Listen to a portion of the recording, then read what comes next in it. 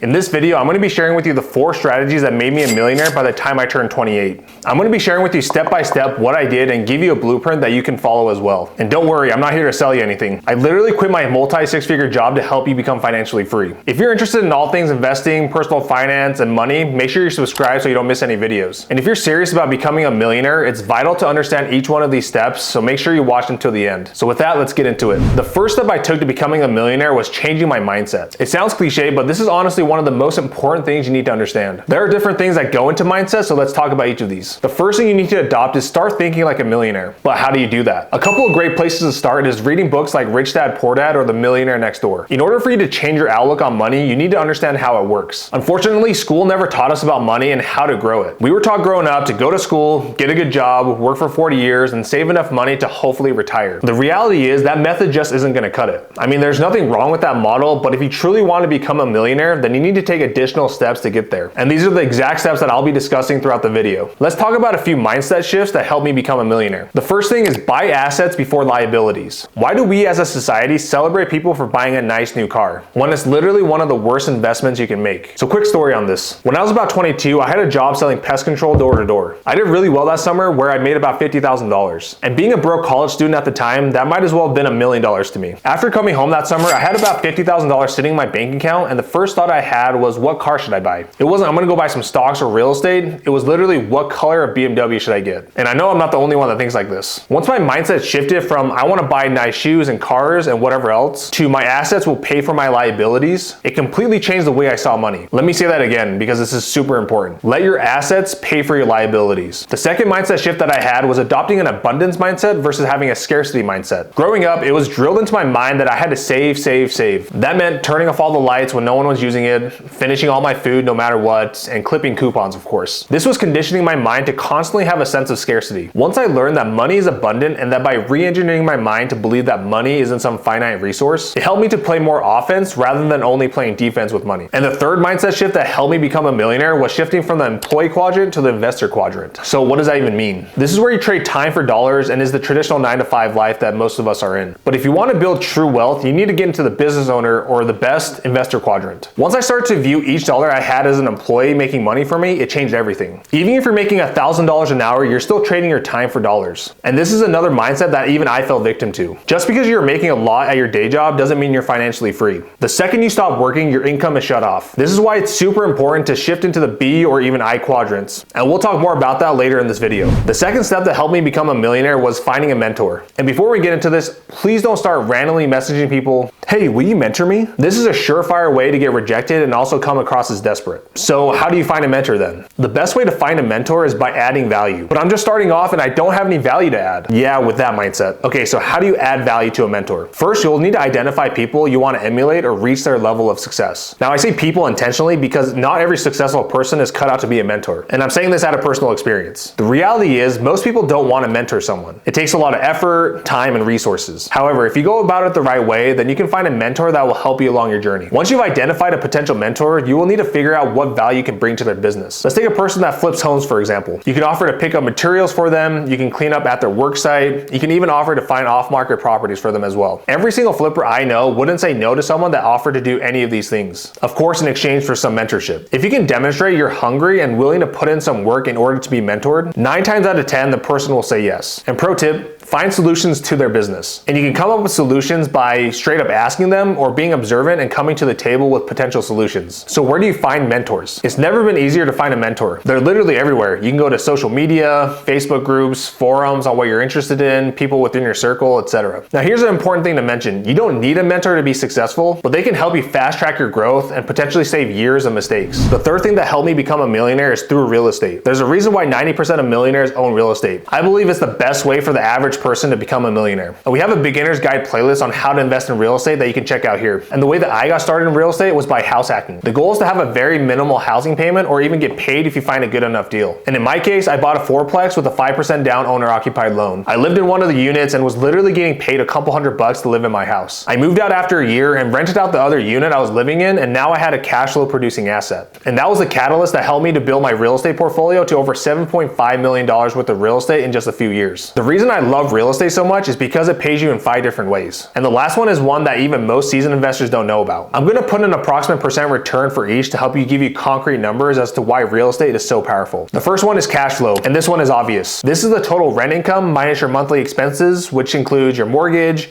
insurance, property tax, utilities, repairs, property management, etc. All right, so in this example, let's say you have a $100,000 house where you put 20% down as your down payment. After all expenses, you have $150 in cash flow each month. So $1,800 divided by your $20,000 or your down payment equals a 9% cash on cash return. The second way you get paid through real estate is through appreciation. The average rate of appreciation is about 6% a year. Let's be conservative and call it 3%. So let's say you have a $100,000 house and it appreciates at 3%. The value of your house after 1 year is now $103,000. But remember, because you only put down $20,000 and you had a $3,000 appreciation gain, your return is actually 15% instead of 3%. That's the beauty of leveraged real estate. The third way you get paid is through loan pay down. If you have a cash flow producing rental property, your tenants are the ones paying down the loan for you. With interest rates hovering around 5%, for a 30-year fixed rate mortgage, your tenants are paying down $1,176 in principal each year. And that means more equity for you. Your $1,176 divided by your $20,000 down payment is another 6% return. The fourth way that you get paid is through tax benefits. There are lots of advanced strategies like cost segregations or 1031 exchanges. This is where you can defer or decrease your tax bill by a ton. I won't go into that here, but even without those, there are more standard tax deductions that real estate provides. If you have a mortgage, you get mortgage interest deductions, and you also get depreciation deductions as well. Now, this is harder to quantify because it depends on your personal income situation, but to be conservative, let's call this another 3%, but it could be much higher than that. The last one that most savvy investors don't even realize is working for them is inflation hedging. Let me make it simple to understand. Let's say you have $100,000. Now, if you're doing nothing with this $100,000, inflation is eroding it away at a 3% clip each year. So the purchasing power of your $100,000 after year one is now only $97,000. In the same way, inflation erodes away your mortgage debt. Another way to think about this is it's easier to pay back fixed rate debt with tomorrow's dollars. So that $80,000 in loan debt is really only $77,600 after year one, even though you didn't make any extra payments towards your mortgage.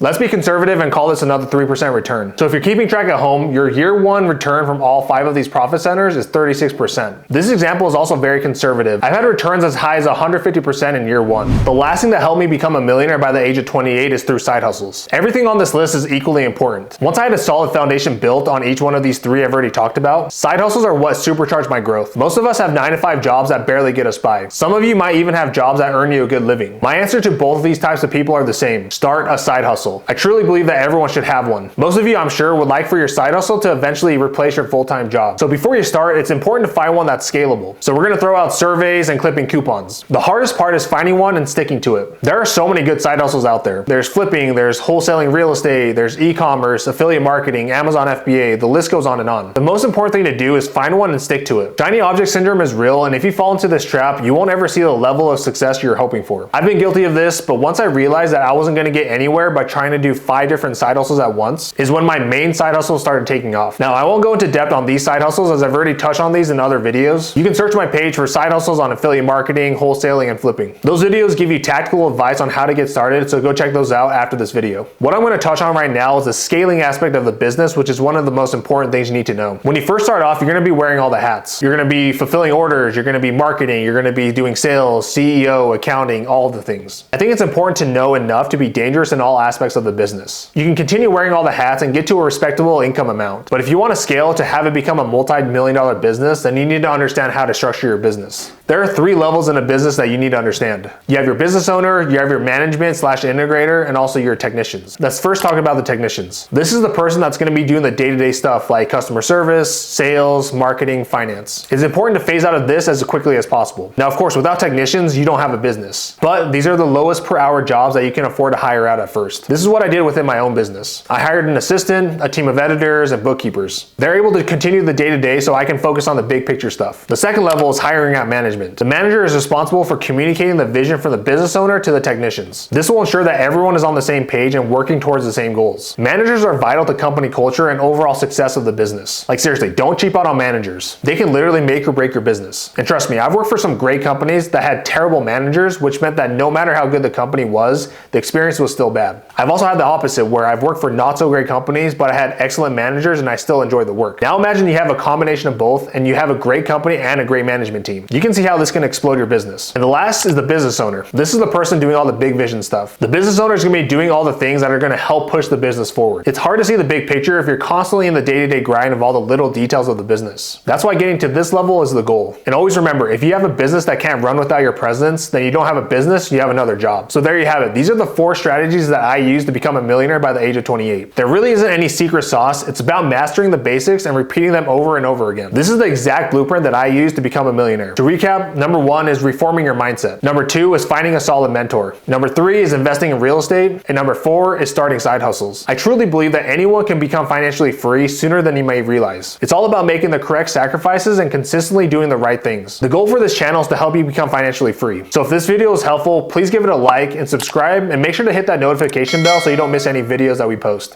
Thanks, and we'll see you next time.